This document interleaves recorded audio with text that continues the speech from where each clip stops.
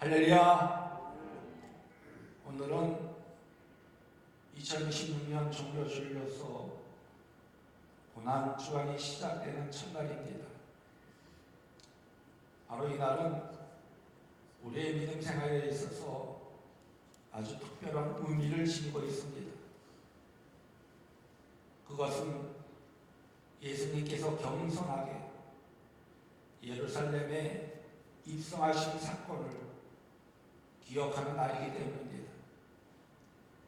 그래서 종료주일은 단순히 한 주일의 기념일이 아니라 예수 그리스도의 사역과 그가 이루신 구원의 역사를 되새기는 기회가 되어야 합니다. 그래서 오늘은 종료주일의 의미라는 말씀의 제목을 가지고 함께 살펴보면서 은혜를 나누고자 합니다. 한 농부에게 2명의 자녀가 있었습니다. 이 자녀들은 아버지의 밀밭을 이리저리 거니면서 뛰어놀고 있었습니다. 한 자녀가 이렇게 소리쳤습니다. 저것 좀 봐. 여기에 있는 이것은 보기 싫게 구부리고 있는데 저기에 있는 것은 보기도 좋게 똑바로 서 있잖아. 그러자 또 다른 자녀가 이렇게 대답을 합니다. 물론 그렇지. 내가 만일 우리 아버지였다면 여기에 이렇게 고개 숙이고 있는 것들을 모두 뽑아서 던져버릴 거야. 그러자 자녀들이 눈치채지 못하게 엿듣고 있던 아버지가 나타나서 자녀들에게 차근차근 가르쳐 주었습니다. 얘들아, 그렇지 않단다. 여기 너희들의 마음에 들지 않은 이 이삭들이 사실은 가장 좋은 것들이란다. 이 이삭들이 보기 싫게 고개를 숙이고 있는 이유는 그 안에 미랄이 무겁기 때문이란다. 하지만 저기에 똑바로 서 있는 이삭들은 텅 빈 지푸라기에 지나지 않는단다. 요컨대 너희들이 꼭 알아야 할 점은 바로 인간들 사이에서도 이 밀밭의 경우가 조용된다는 것이다. 인간들 중에서도 텅 빈 머리를 지닌 사람들이 그렇지 않은 사람들보다 언제나 더 설쳐되는 법이란다라고 자녀들에게 말했다는 것입니다. 그러자 작은 아들이 아버지를 따라 큰 모임에 참가하고 난 후에 돌아오는 길에 아버지에게 이렇게 물었습니다. 아버지, 아까 그 모임에서 그렇게 큰 소리로 다른 사람들을 둘러보면서 많은 말을 하며 연설하던 그 멋진 신사분은 누구예요? 그러자 아버지는 머리가 텅 비고 허영심만 강한 떠벌이란다 라고 말했다는 것입니다. 그때 아들이 너무나 슬픈 일이군요. 그러면 아버지, 내 왼편에 앉아있던 그 사람에 대해서는 어떻게 생각하세요? 머리를 푹 숙이고 거의 말도 하지 않으면서 아버지가 떠벌리라고 비난한 그 사람에게조차 몇 번이고 자신의 무지를 인정했던 그 사람 말입니다. 그러자 아버지는 아들의 말을 들은 후 따뜻한 눈빛으로 아들을 바라보면서 이렇게 말했습니다. 아들아, 이 아비를 하늘이 너에게 그 사람의 겸손과 더불어 그 사람의 지식까지도 선사하기를 바란단다. 여러분, 이 이야기는요, 고개 숙인 이삭이라는 책 속에 나오는 이야기입니다. 오늘 본문 말씀해 보면 예수님께서 예루살렘 성전으로 들어가실 때 많은 사람들이 예수님을 환영하였습니다. 종려나무 가지를 흔들면서 호산나 호산나 하면서 외쳤습니다. 바로 이 장면은 단순한 환호가 아니라 메시아에 대한 열망과 구원에 대한 기대가 담긴 외침이었습니다. 그러므로 종료주의는 우리의 찬양과 경배가 예수님께 합의함을 상기시켜주고 있습니다. 그래서 우리는 이 날을 통해서 예수님이 입으신 겸손한 모습에서 겸손과 섬김의 본을 배우고 바로 그분의 삶을 이어가야 하는 것입니다. 더 나아가서 바로 이 날은 우리의 삶이 그분을 기쁘시게 할 수 있도록 결단하는 날이기도 합니다. 그래서 종료주의를 기념하는 우리는 단순히 과거의 사건을 회상하는 것을 넘어서 그것이 우리의 삶에 미치는 영향을 깊이 생각해 보아야 한다는 것입니다. 그리고 예수님이 우리를 위해 무엇을 이루셨는지를 진정으로 깨닫고 그분의 모습을 따라 우리 신앙과 생활을 어떻게 변화시켜 나아가야 할지를 깊이 고민해야 한다는 것입니다.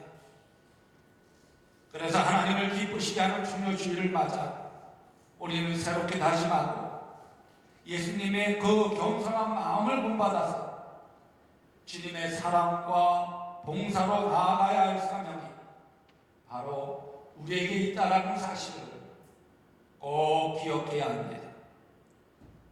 그러기에 이 시간 우리의 마음의 문을 활짝 열고 주님의 말씀에 귀 기울이며 종료주일의 깊은 의미를 새롭게 되새기는 기회가 되기를 간절히 소망합니다. 그러면 종료주일의 의미는 무엇일까요? 그것은요, 바로 겸손한 마음으로 예수님이 예루살렘에 입성하신 날입니다. 오늘 보면 마태복음 21장 1절에서 11절 말씀에서 우리는 예수님께서 나귀를 타시고 예루살렘에 입성하시는 모습을 아주 생생하게 접하게 됩니다. 여기서 예수님은 전통적인 왕의 모습과는 전혀 다른 모습으로 등장하는 모습을 볼 수가 있습니다. 그 당시 사람들이 기대했던 왕은 군대와 권세를 사용해서 자신의 왕국을 세우고 적을 물리치며 복수하는 전사적 이미지의 왕이었습니다. 그러나 예수님은 그러한 세속적인 기대와는 거리가 멀게 겸손한 모습으로 우리에게 다가오셨습니다. 스가랴 9장 9절 말씀에 보면요, 시온에 따라 크게 기뻐할지어다, 예루살렘에 따라 즐거이 부를지어다. 보라, 내 왕이 내게 임하시나니 그는 공의로우시며 구원을 베푸시며 겸손하여서 나귀를 타시나니 나귀의 작은 것 곧 나귀 새끼니라 말씀하셨습니다. 이 말씀은요, 예수님의 성격과 그의 사역에 대한 본질을 아주 명확하게 보여주고 있습니다. 이처럼 예수님은 온유하고 겸손한 존재로서 이 땅에 오셨다라는 것입니다. 여기서 예수님의 겸손은요, 우리가 하나님을 어떻게 이해하고 그분과의 관계를 어떻게 맺어야 되는지에 대해서 고민하게 만드는 모습을 볼 수가 있습니다. 그래서 예수님은 세상의 왕처럼 화려하고 위험 있는 모습으로 오지 않으셨다는 것입니다. 오히려 예수님은 낙이라는 소박한 동물을 타고 우리와 함께 하심으로써 우리 안에 들어오셨다는 것입니다. 여러분, 우리가 대통령을 만나려고 하면요, 쉬워요? 쉽지 않아요? 쉽지 않아요. 일정을 다 맞춰야 되고요, 대통령을 만나려고 해도 검문 검색을 다 해요. 소식분까지도 다 검색을 합니다. 그래서 대통령 만나기가 하늘의 별따기예요. 그런데 우리 주님께서는 겸손한 모습, 이 땅에 오셨기에 언제나 우리와 함께 하신다, 동행하신다는 거예요. 바로 이것은 우리에게 있어서 얼마나 큰 위로가 되는지 모릅니다. 고통스럽고 힘든 순간에도 예수님께서 우리와 함께 하시기 위해 겸손한 모습으로 이 땅에 오셨다. 그러기에 우리도 예수님을 본받아 겸손한 모습으로 살아가야 된다는 거예요. 그러면 예수님의 겸손한 입성은 우리 삶에 어떤 영향을 미칠까요? 그것은요, 예수님의 모습을 본받아 겸손한 삶을 살아가는 것이 얼마나 중요한지를 우리에게 잘 가르쳐주고 있는 것입니다.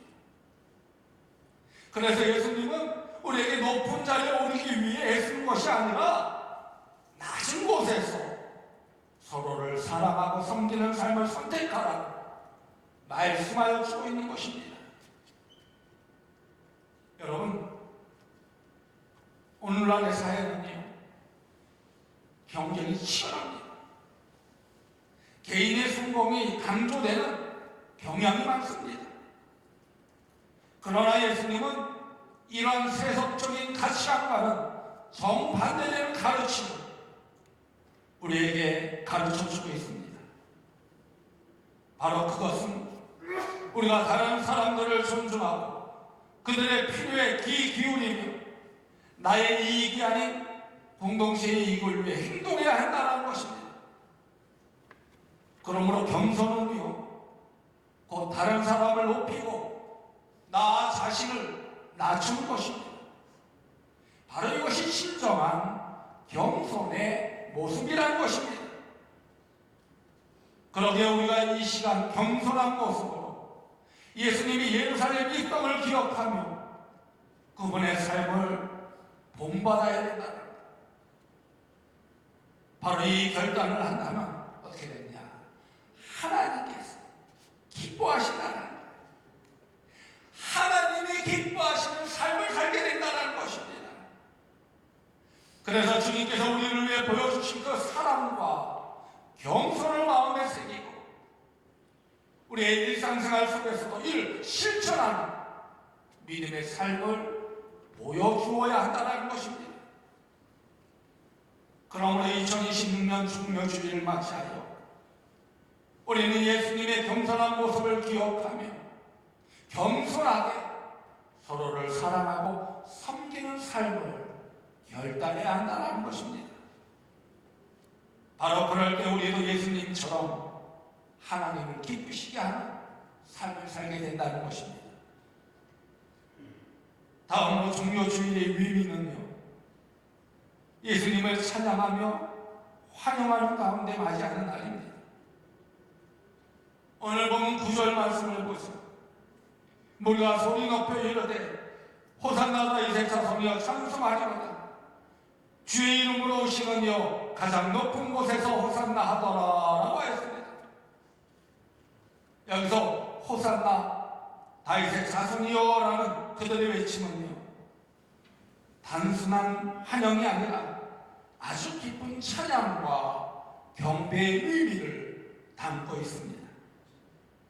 그리고 이들은 예수님이 메시아이심을 인식하고 그분이 구원자로서 자신들과 함께 하신다는 그 믿음을 이 찬양 속에서 표현하는 모습을 볼 수 있습니다. 그러므로 중묘주일의 이런 장면은요, 우리에게 찬양과 환영이 가지는 아주 고귀한 의미를 다시금 되새겨주고 있는 것입니다. 그러면 이 찬양의 본질과 의미는 무엇일까요? 여기서 찬양은요, 우리가 하나님과의 관계를 맺는 아주 중요한 수단이 된다는 것입니다. 그래서 예수님을 찬양하는 것은 그분의 성품과 사역을 인정하고 하나님께서 우리에게 주신 은혜에 대한 감사의 표현입니다. 바로 이것은 단순히 우리의 목소리로 그분을 높이는 것이 아니라 우리 삶의 모든 영역에서 그분을 드러내는 행위이기도 한 것입니다. 그래서 찬양은요, 또한 우리의 내면을 변화시키는 힘을 가지고 있습니다. 다시 말해, 우리가 예수님을 찬양할 때 우리 마음에 어떻게 그분의 사랑과 진리로 가득 채우게 된다는 거예요. 제가 1996년, 97년도에 대학원을 다녔습니다. 1993년도에 강원도 고성군 간성이라는 곳에 개척을 해서 이제 개척교회를 하면서 제가 대학원을 다녔어요. 96년, 97년. 주일 저녁 예배를 마치고 이제 수업을 듣기, 강의를 듣기 위해서 서울로 올라옵니다. 그래서 이제 수요일날 수업을 마치면 다시 이제 교회로 가서 수예배 드립니다. 2년 동안 그렇게 반복해서 이제 대학원을 다녔습니다. 근데 지금은 강원도 속초 그 밑에 고속이라는 데 가려면요, 고속도로가 있어가지고 한 3시간 정도 되면 3시간이면 도착을 한다고 해요, 서울에서. 근데 그때만 해도 이 고속도로가 없었어요. 2차선이었어요. 가고 오는 분이 없었습니다. 인제 가면 언제 오나 원통에서 못 살겠네. 그 인제와 원통을 거쳐야지 서울에 갈 수가 있었어요. 근데 옛날 그 인제 원통 길을 보면요, 그래서 운전을 하고 가게 되면 한 7시간 정도 걸렸습니다. 눈이 오거나 그러면 더 많은 시간이 걸렸어요. 또 여름 휴가 되면 더 오래 걸렸어요.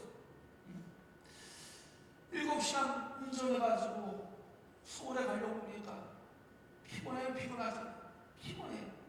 그래서 주로 이제 그때는 카세트, 이제 보험상가를 듣거나 아니면 건전가요를 듣거나 이렇게 음악을 들으면서 이제 운전을 해서 서울을 갔습니다. 근데요, 그때 느꼈던 것이 있어요. 건전가요를 들을 때는 처음에 좋아요. 가사의 의미를 생각하고. 근데 들으면 들을수록 점점 지겨워지더라고요. 그래서 2번 이상 반복해서 듣지를 못하는 거예요.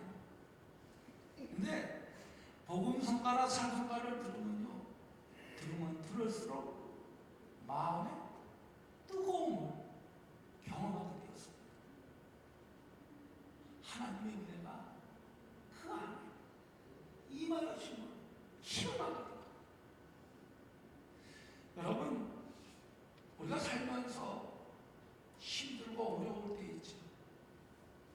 그럴 때 찬송을 불러보세요. 복음성가를 불러보세요. 여러 곡 부르지 말고 내가 제일 좋아하는 찬송가, 아는 복음성가를 한번 계속해서 반복해서 한번 불러보세요. 그러면 그 찬송을 통해서 하나님이 위로를 주시고 힘을 주시는 것을 경험하게 될 것입니다. 저도 정말 힘들고 어려울 때 어떻게 하느냐, 운전을 해요. 운전하면서 아무도 듣지 않잖아요. 운전하면서 혼자 복음성가를 계속 부르고, 그러다 보면은 제 마음속에 평안함이 오거든요.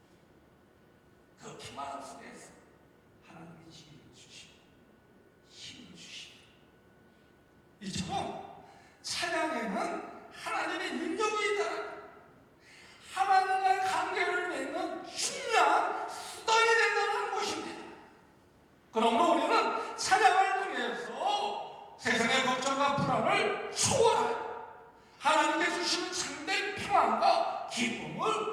경험할 수 있게 된다는 것입니다. 그러면 찬양이 우리 삶에 주는 영향은 무엇일까요? 그것은 우리의 찬양이 단순히 예배중의 음악적인 표현에 그치지 않는다는 것입니다. 바로 그것은 우리의 생활 속에서 우리가 하나님을 얼마나 잘 드러내고 있는지를 보여주는 지표가 되기 때문입니다. 그러므로 예수님을 믿고 따르는 삶은 바로 그분을 찬양하는 그 삶이어야 된다는 것입니다. 그리고 우리의 행동과 태도에서 그 모습이 나타나게 된다는 거예요. 그 어떤 어려움 속에서 자선하지 않고 절망하지 않고 하나님을 찬양하며 힘을 얻게 됩니다. 능력을 얻게 됩니다. 그 가운데 그 어려움을 헤쳐나갈 수 있는 하나님의 역사를 경험하게 됩니다. 그래서 일상생활 속에서 진정한 찬양은요, 우리가 타인에게 어떻게 대하느냐에 위에 평가되어지는 모습도 볼 수 있습니다. 다시 말해 용서하고 사랑하며 친절을 베풀 때 우리는 예수님을 드러내는 삶을 살게 된다는 그 찬양을 통해서, 이처럼 우리의 찬양은 삶의 전반에 스며들어야 하고 그 과정에서 우리는 예수 그리스도의 사랑을 전파해야 된다는 것입니다. 그러면 여기서 찬양을 통해 예수님을 인정하는 삶이란 무엇일까요? 그것은요, 우리가 예수님을 진정으로 찬양한다는 것은 단순한 외적 행위가 아니라 그분의 말씀을 우리의 삶 속에서 행동으로 실천하는 것입니다. 그래서 우리가 예수님의 가르침을 따르고 그분의 삶을 본받아 행동할 때 우리의 찬양이 진정으로 하나님께 기쁨이 된다는 것입니다. 그러므로 우리 각자는 찬양을 통해 다양한 환경에서 예수님을 전파할 수 있는 기회를 가지게 되는 것입니다. 그러기에 아무리 부정적인 상황 속에서도 긍정적인 태도를 유지하고 어려운 이웃을 돕는 모습은 바로 예수님을 찬양하며 승리의 왕으로 인정하는 증거가 된다는 것입니다. 바로 이러한 찬양은요, 개인적으로만 그치지 않고 공동체 안에서 커다란 의미를 가지게 되는 모습을 볼 수가 있습니다. 여러분, 교회는 믿는 자들이 함께 모여 하나님을 찬양하고 예배하는 장소입니다. 성도 간의 믿음과 격려가 이루어지는 중요한 장소라는 것입니다. 그러므로 종료주일과 같은 특별한 날은 성도들이 함께 모여 예수님을 향한 찬양의 소리를 높이는 기회가 된다는 것입니다. 그래서 공동체 속에서 우리 각자의 찬양이 모여서 하나님께 향하는 기쁜 제사가 될 때 바로 이것이 더 큰 영적 힘으로 퍼져나가게 된다는 것입니다.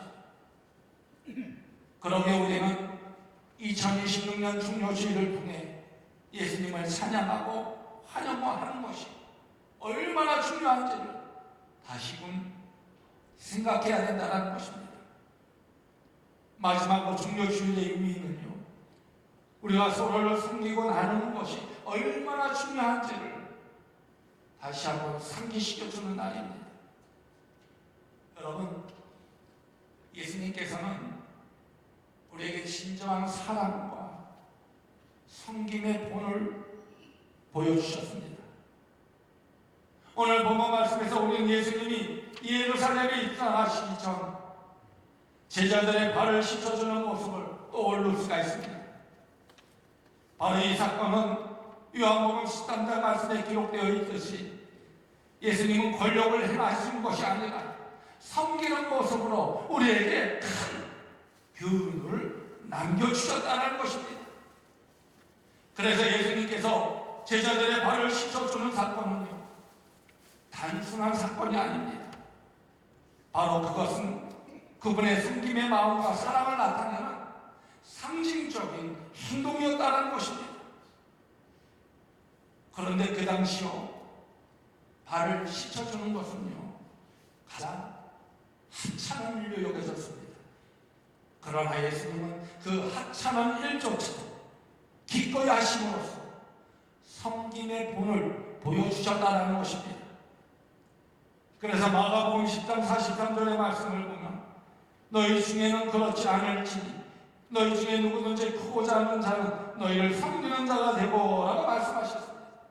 이 말씀은 권위와 힘이 아닌 사랑과 겸손으로 사람들을 섬기는 것이 진정한 섬김의 본질임을 보여주고 있는 것입니다. 그러므로 우리는 이러한 예수님의 모습을 본받아 섬기는 모습을 보여야 된다는 것입니다. 그런데 오늘날 우리의 삶에서도 바로 예수님의 섬김이 필요하다는 것입니다. 여러 문제가 얽힌 이 시대 속에서 서로를 돕고 섬기는 것이 얼마나 중요한가를 깨달아야 된다는 것입니다. 그런데 여러분, 우리가 살아가는 이 사회는 때로는 대인관계에서 냉정함과 무관심이 만연해 있다는 것입니다. 요즘 시대는 더해요. 옛날에는 그래도 서로 섬기려고 하고 서로 사랑을 나누려고 하는데 요즘은 이웃집도 몰라요. 서울에 가면 이웃집에 누가 사는지도 몰라요. 이렇게 삭막한 시대 속에 살고 있다는 거예요. 그러나 그리스도인의 삶은 다른 방향으로 나아가야 된다는 거예요. 서로 사랑하며 섬기는 삶을 살아야 돼요. 왜? 예수님이 섬김의 본을 보여주셨기 때문에. 그렇기에 2026년 중요주의를 맞이하여 우리도 어떻게 섬기며 살아갈까 고민하며 중요주의를 보내야 된다는 것입니다. 그래서 갈라디아서 6장 2절 말씀에 보면 너희가 짐을 서로 지라 그리하여 그리스도의 법을 성취하라 이렇게 말씀하여 주셨습니다. 이 말씀은요 서로의 부담을 함께 나누라는 것입니다. 그렇게 우리가 서로를 도우며 함께 힘든 시간을 극복할 때 하나님께서 우리에게 주신 공동체를 통해서 하나님은 기뻐하시며 영광 받으신다는 거예요. 가정관계도 마찬가지예요. 서로 섬길 때 그 가정이 어떻게 되냐? 행복해지는 거예요. 하나님이 기뻐하시게 된다는 거예요. 그 가정을 통해서 하나님 어떠시냐? 축복하여 주시는 모습을 볼 수가 있어요.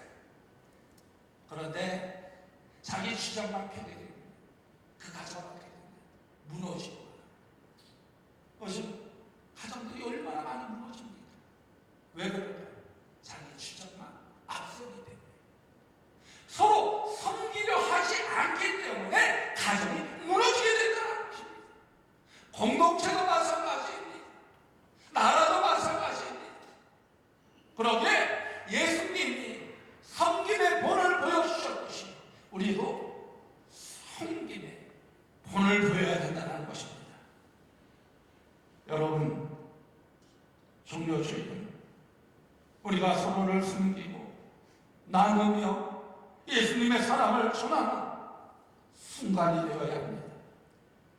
우리가 가진 것을 나누며 누구의 힘을 함께 지는 삶을 통해 하나님께서 우리에게 주신 그 사랑이 다른 이들을 통해 흘러가도록 노력해야 한다는 것입니다. 그래서 예수님과 같은 성김의 자세로 이 땅의 진정한 축복의 통로가 되어지기를 간절히 소망합니다. 여러분, 2026년 종료주의를 맞아 다시 한번 결단할 수 있는 여러분 되어지기를 간절히 소망합니다. 예수님의 겸손한 예루살렘 입성을 다시 한번 묵상하면서 그분의 삶을 본받는 여러분 되어지기를 간절히 소망합니다. 그리고 중요시 우리에게 예수님의 겸손과 섬김을 기억하고 서로 사랑하며 나누는 시간을 갖게 한다는 사실을 꼭 기억하시기 바랍니다. 그래서 2026년 중요주의를 통해서 예수님의 사랑과 겸손을 본받아 그리스도의 사랑을 널리 전할 수 있는 여러분들 되어지기를 간절히 소망합니다. 그 사랑 안에서 예수님을 우리의 구주로 고백하면서 하나님을 기쁘시게 할 수 있는 우리 모든 성도들 되어지기를 주님의 이름으로 간곡히 축원드립니다. 보혈을 지나게 찬양하도록 하겠습니다.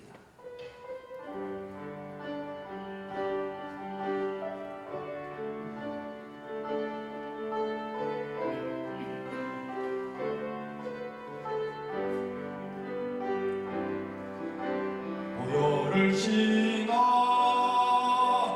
하나님 품으로 보혈을 지나 아버지 품으로 보혈을 지나 하나님 품으로 한 걸음씩 나가네. 보혈을 지나 보혈을 지나 하나님 품으로 보혈을 지나 아버지 품으로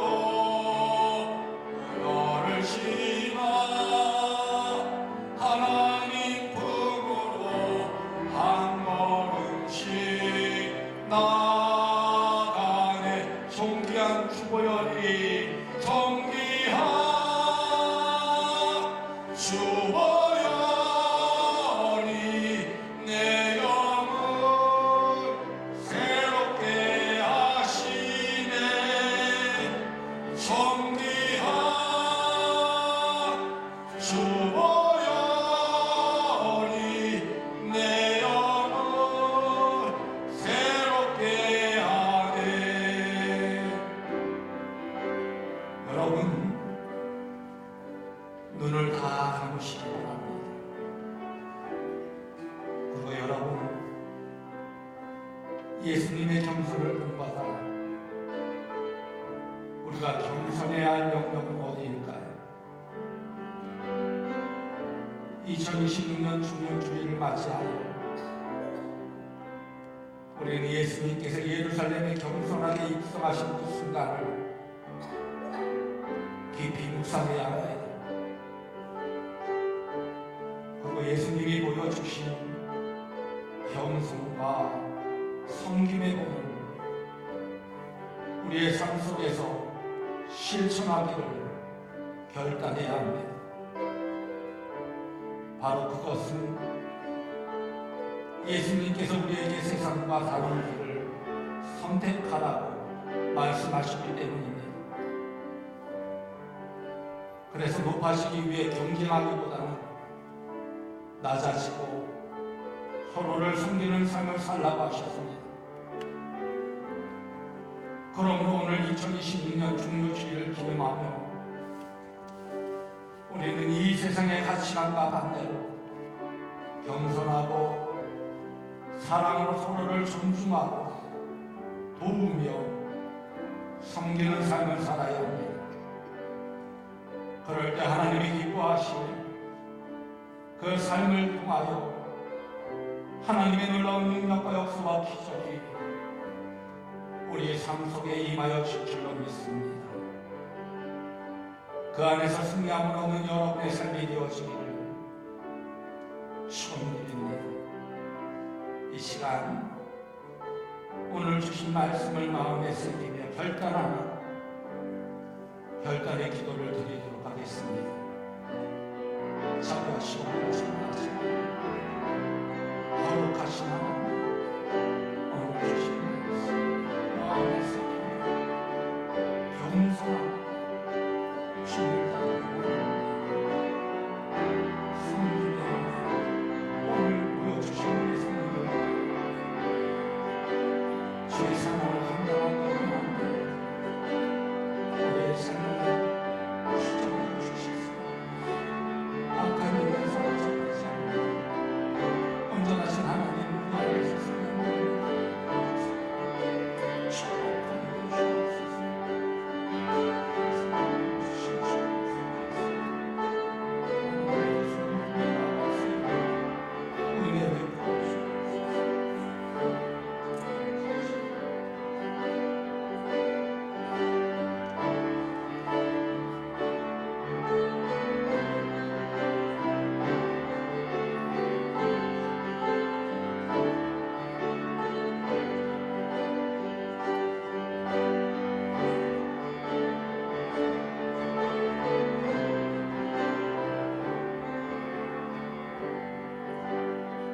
우리의 죄를 위해 예루살렘에 입성하신 예수님을 보내주신 하나님,